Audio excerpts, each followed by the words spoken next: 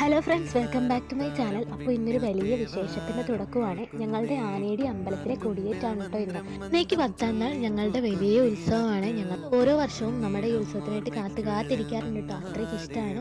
പ്രേമികൾക്കൊക്കെ ഏറ്റവും ഇഷ്ടമുള്ള ഒരു ഉത്സവമായിരിക്കും. കാരണം നമുക്ക് ഒരുപാട് ആനകൾ നമ്മുടെ ഉത്സവത്തിന് എത്താറുണ്ട് കേട്ടോ. വലിയ വലിയ ഒരുപാട് ആനകൾ എത്താറുണ്ട്.